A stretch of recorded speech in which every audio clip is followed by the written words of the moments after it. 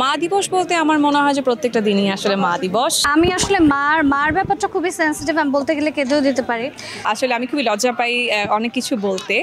মাকে উদ্দেশ্য করে এটাই বলবো যে হচ্ছে ছোটবেলা থেকে অনেক বেশি সাপোর্ট করেছে, তার সাপোর্টের কারণেই আসলে এই পর্যন্ত আসা। আমার মা জোকারে অভাগী জোকারে। মা দিবস বলতে আমার মনে হয় যে প্রত্যেকটা দিনই আসলে মা দিবস। আর মাকে তো স্পেশাল করে কিছু বলা নেই, কারণ মারা আসলে জানেন সন্তানরা কে কীরকম। সো মা দিবসে অবশ্যই সকল মাদেরকে অনেক অনেক ভালোবাসা, আর স্পেশালি আমার মার জন্য তো অনেক অনেক ভালোবাসা এবং দোয়া থাকবে, এবং সবাই আমার আম্মার জন্য দোয়া করবেন, কারণ আম্মু একটু সিক আছে, আম্মু ব্যথা পেয়েছে একটু পায়ে।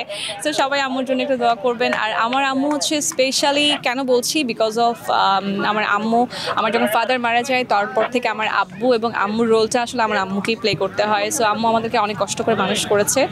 সো আমার অনেক অনেক ভালোবাসা থাকবে, এবং আমি তো ট্রাই করি সবসময় আমার যতটুকু সময় পাওয়া যায় আম্মাকে হেল্প করার জন্য। অ্যান্ড সব বাচ্চাদেরকেও বলবো যে যারা আছেন সবাই সবার বাবা মা যেহেতু বেঁচে থাকবেন, বেঁচে থাকা অবস্থায় সবাই সবার বাবা মাকে ভালোবাসা দিবেন, কাছে রাখবেন, কারণ খুব বেশি দিন আসলে আমরা পৃথিবীতে বেঁচে থাকি না। তো এই যতটুকু সময় থাকি না কেন ফ্যামিলির সাথে একসাথে থাকবো, সব বাবা মাকে নিয়ে, ফ্যামিলিকে নিয়ে। সো এটাই হওয়া উচিত বলে আমি মনে করি। আমার মা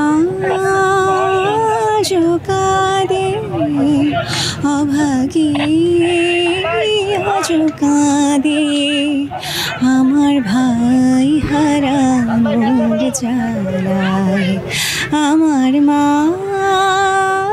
জোকারে। Thank you.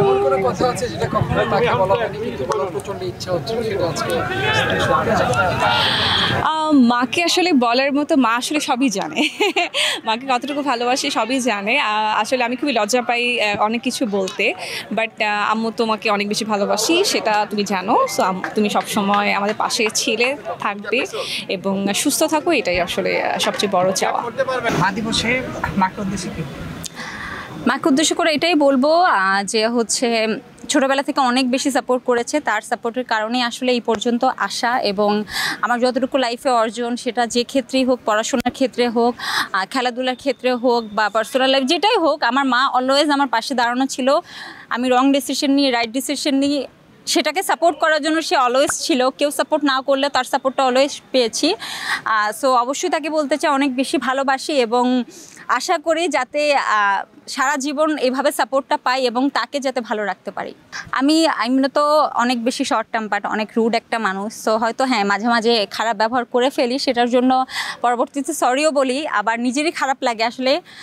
বাট মাকে এটাই বলতে চাই অনেক বেশি ভালোবাসি, এবং তার জায়গাটা সবার উপরে আমার লাইফে অলওয়েজই। আমার যতটুকু অর্জন আমি এটা অলওয়েজ তাকে ডেডিকেট করি, এবং সামনেও যা করব এটা অবশ্যই তার জন্য হবে। আমি আসলে মার ব্যাপারটা খুবই সেন্সিটিভ, আমি বলতে গেলে কেঁদেও দিতে পারি। সো আমি ইন ডিটেলস যাব না। আমার হইলেও কথাটা যে আপনি যেটা বললেন যে অনেক সন্তান আছে বড় হয়ে কেয়ার করে না, বৃদ্ধাশ্রমে দিয়ে দেয়। অ্যান্ড ডেফিনেটলি আমি আমার মাকে অনেক বেশি ভালোবাসি, এর থেকে বেশি আমি কিছু বলতে পারবো না। আলগেট ইমোশনাল। তারকাতে আসার স্বপ্ন আসলে আমার ওইভাবে কখনোই ছিল না। আমি দেশের বাইরে ছিলাম।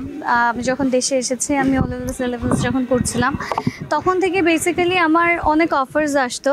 আমি যখন ধানমন্ডিতে ক্লাস করতাম, তখন বেসিক্যালি আমাকে দেখে অনেকেই অ্যাপ্রোচ করতো। বাসা থেকে ওটা অত বেশি অ্যালাউ করেনি তখন। এমনও হতো যে অনেক ডিরেক্টরস ছিলেন যারা চলে যেতেন।